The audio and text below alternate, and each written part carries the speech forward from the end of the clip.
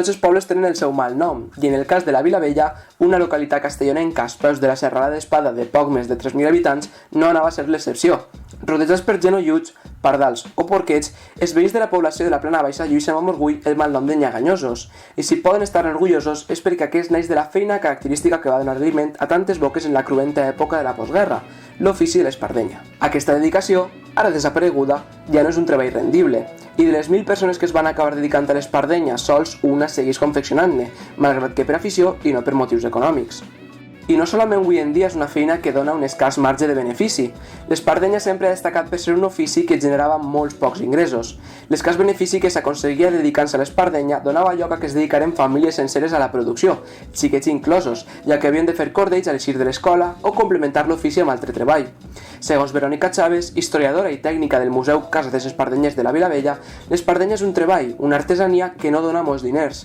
Un parell d'espardenyes costava de produir entre un dia i mig i 2 dies sencers a cada espardenyer.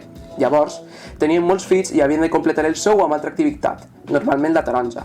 Amb una producció tan exigent i costosa, a causa de la seva elaboració eminentment manual, artesanal i domèstica, i un marge de benefici tan limitat, era inevitable que el treball de l'espardenya acabara desapareixent, com ho mostra la fallida de la cooperativa dels espardenyers el 1972. A més, la mecanització del procés va incentivar l'abandonament de l'espart i l'adopció del cànem per fer les soles de les espardenyes, produïdes industrialment. Malgrat tot, la incidència de l'ofici de la manipulació de l'espart a la Vilavella és innegable.